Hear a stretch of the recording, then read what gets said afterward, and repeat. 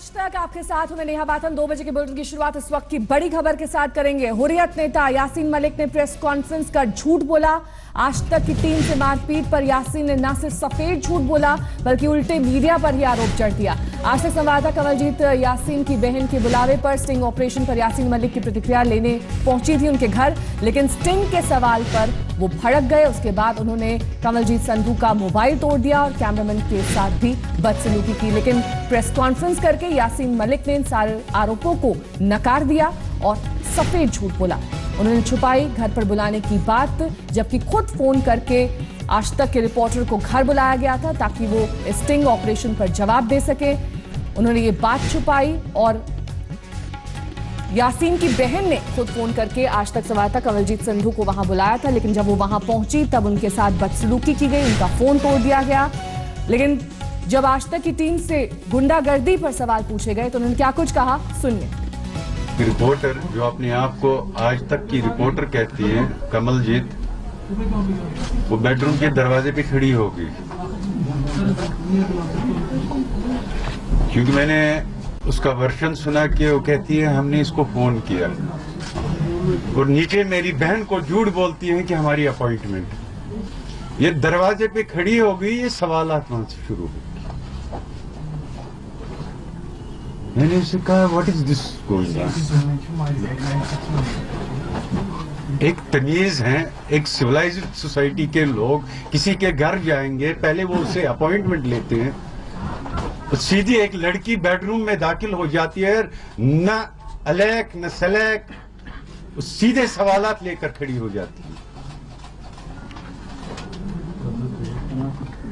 मैंने उससे कहा मुझे कोई बात नहीं करनी है।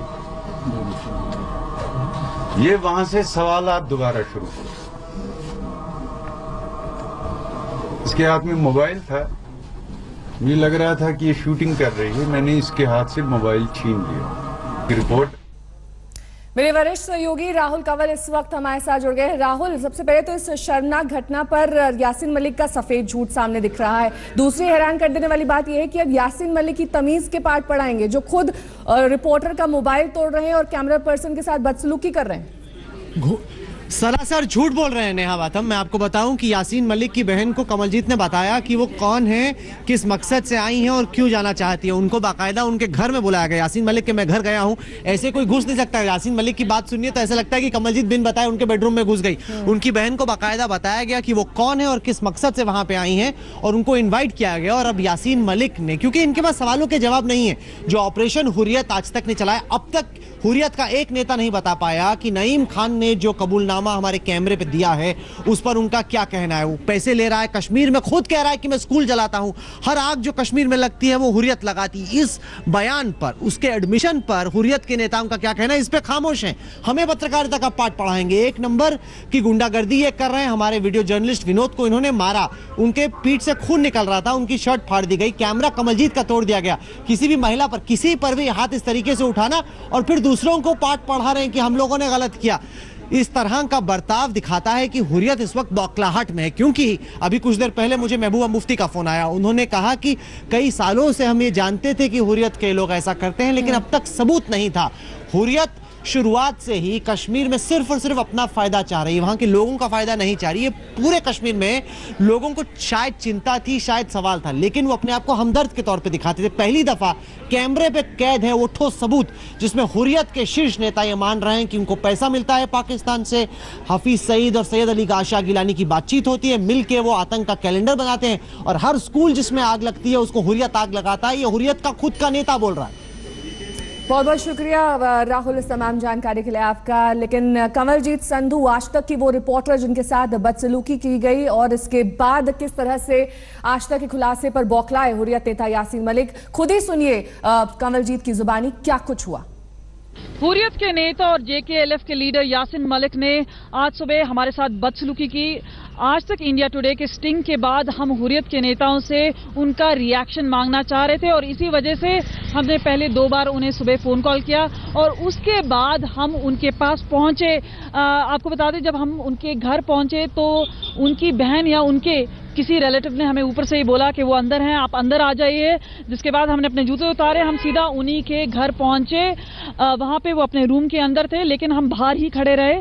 वहां से हमने पूछा कि हम इंडिया टुडे से आए हैं, हम आपसे पूछना चाहते हैं कि नईम खान के स्टिंग के बाद हुर्रियत का क्या कहना है, क्या वो कंडेम करते हैं जो बात आ रही है कि 35 स्कूल जलाए गए हैं, पाकिस्तान से पैसे लिए गए हैं, स्टोन पेल्टिंग कराई गई है।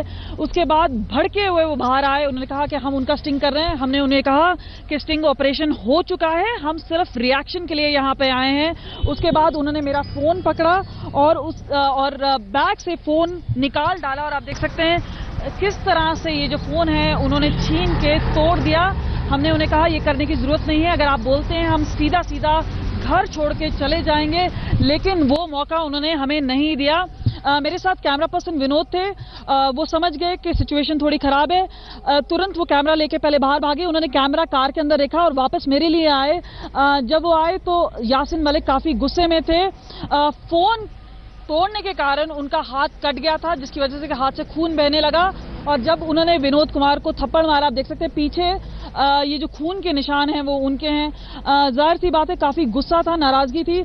हमने कहा इंडिया टुडे का स्टिंग है ये, उसी पे रिएक्शन चाहते हैं, अगर वो नहीं देना चाहते हैं हम घर छोड़ के चले जाते हैं। लेकिन वो हम पर भड़के और उन्होंने हमें ऐसा कोई मौका नहीं दिया। हालांकि जब उन्होंने फोन तोड़ा, बैग मेरा छीना, उसमें से सामान सारा उल्ट पुल्ट कर दिया, उन्हें उसमें से कुछ मिला नहीं। जिसके बाद मैंने अपना सामान समेटा वहां से और हम वहां से चल दिए।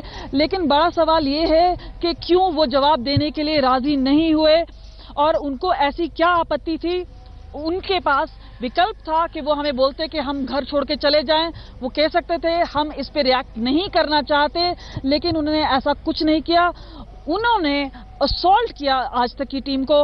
लेकिन सबसे बड़ी बात है, महबूबा मुफ्ती ने भी हमसे बात की और कहा कि वो इस पूरे मामले में कार्रवाई होगी। जम्मू कश्मीर पुलिस भी इसमें पूरे मामले को देखेगी और इन्वेस्टिगेशन का उन्होंने वादा किया है। कैमरा पर्सन तारिक लोन और कैमरा पर्सन विनोद के साथ कमलजीत संधू, श्रीनगर, आज तक।